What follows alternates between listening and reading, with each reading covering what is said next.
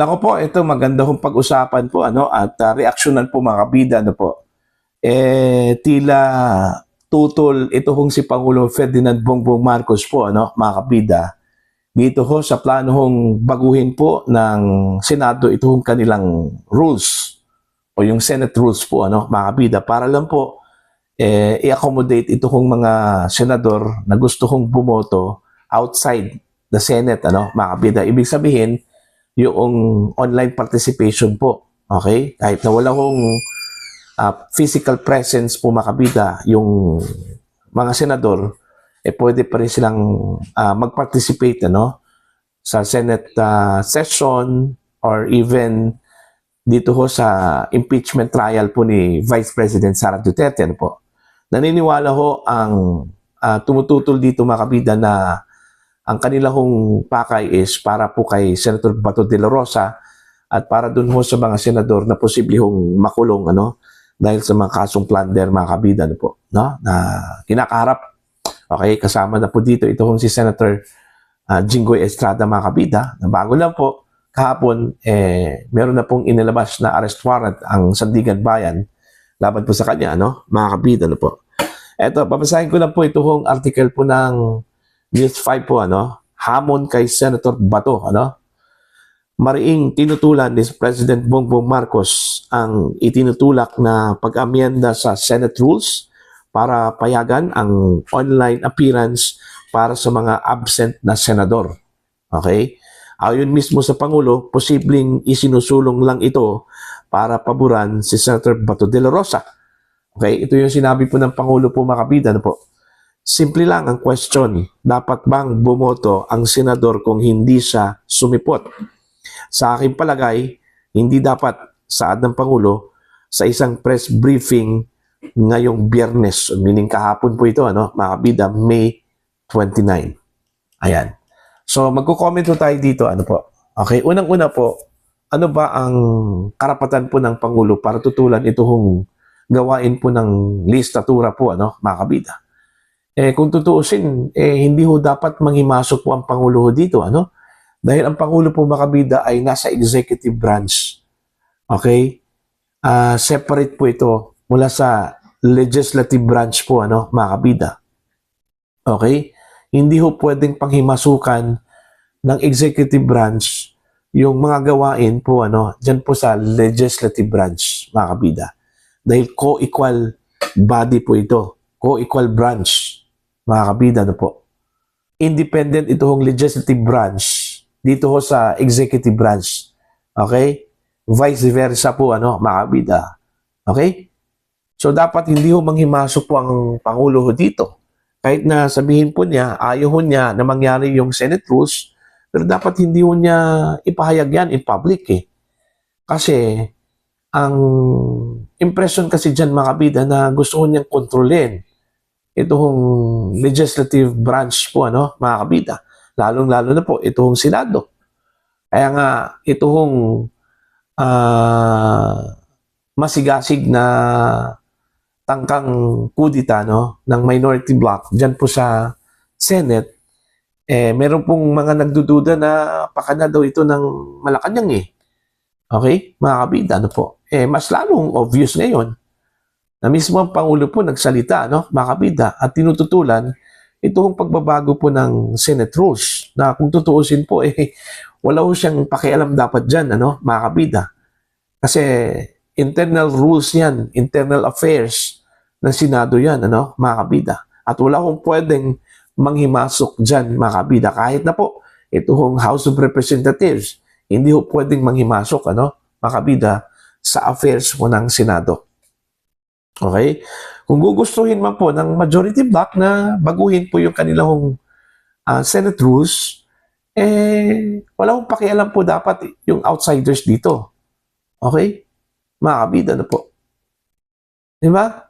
Kaya nga, mas lalong obvious yung paniniwala at duda ng mga tao, mga kabida, na itong imminent danger, okay, na pagtatangkang patalsikin po ang Senate President na si Alan Peter Cayetano at makuha po ang majority mula sa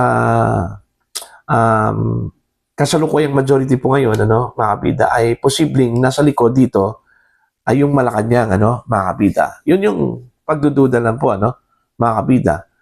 Wala naman pong ebidensya, na Malacanang po ang may pakanaho dito, mga kabida. Pero mas lalo kong naging obvious dito ho sa statement po ng Pangulo na mariin po niyang tinututulan po, mga kabida, itong balak na baguhin po ang Senate rules. Okay? Wala ko siyang pakialam kung baguhin man po o hindi. Kasi hindi na po niya saklaw itong legislative branch po, mga kabida. Di ba? So yan po, ngayong Lunes, nakatakdang ituloy po yung debate po, mga kabida, patungkol ho sa proposal po ni Senator Rodante Marcoleta, na baguhin po yung Senate rules.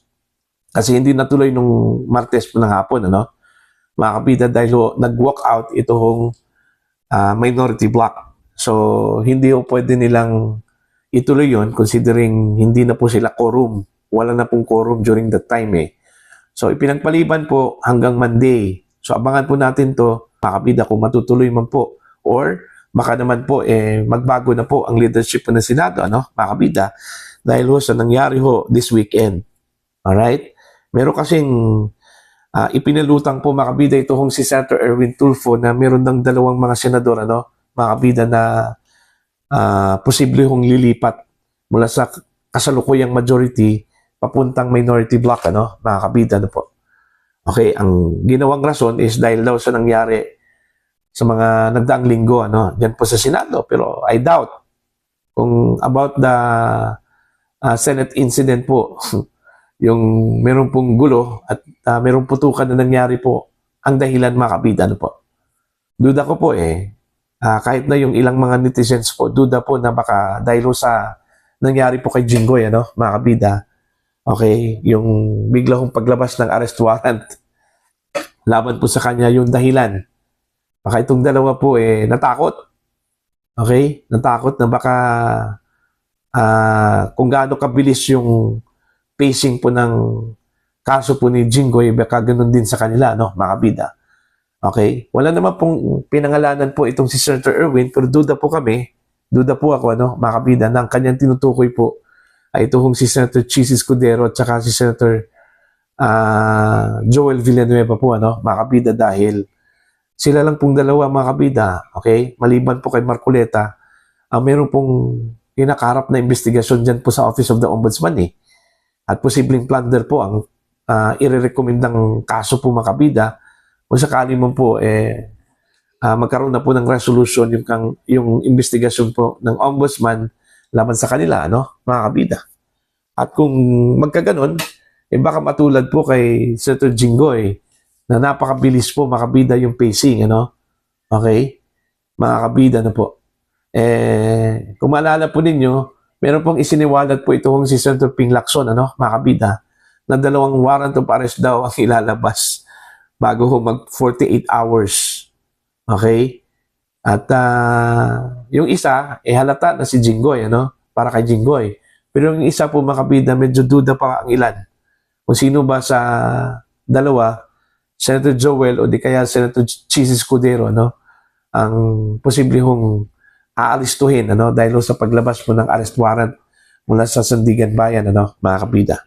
So kung matutuloy man po itong sinabi po ni Senator Erwin, talagang makukuha po nila at talagang hindi po matutuloy itong pag-amyenda po, mga kabida, ng Senate rules, dahil sigurado po ako pipigilan ito, mga kabida, ng bagong majority.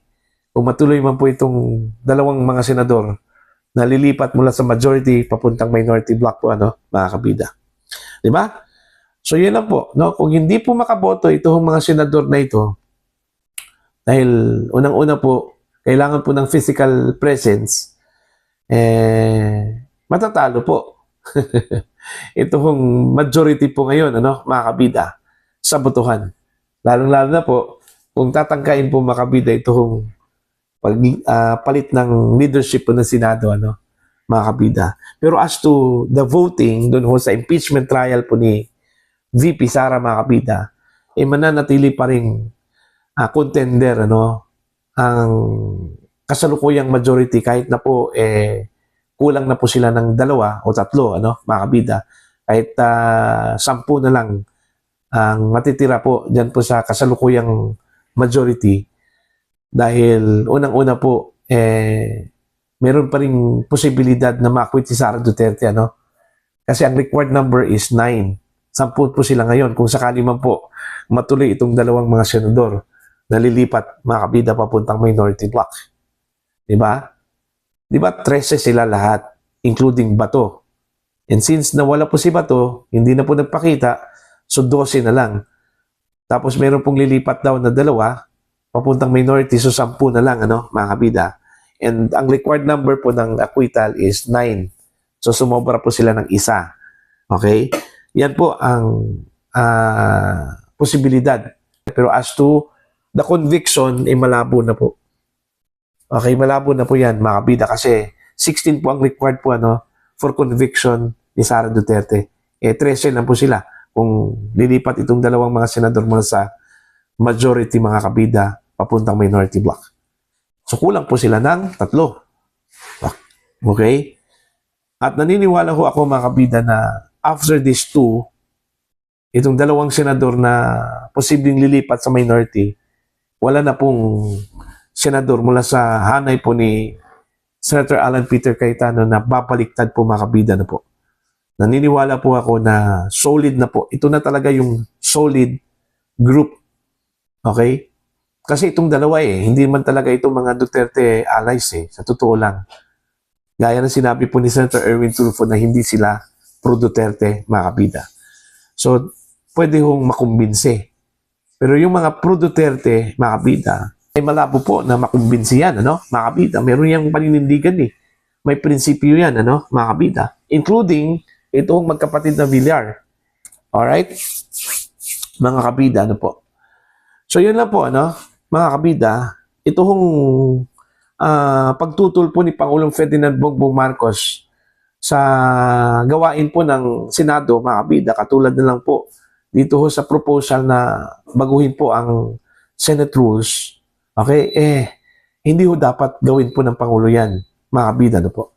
Okay, it's a big no-no, ano, dahil unang-una, nasa executive branch po ang Pangulo, kahit na Pangulo po siya ng Pilipinas, pero hindi ibig sabihin po, mga kabida, ano po, na pwede na po siyang manghimasok po, ano, sa isang co-equal branch, katulad na lang po, mga kabida, ng Senado, na parte po ng legislative branch po, ano, mga kabida, isang co-equal branch ng executive branch, mga kabida, ano po.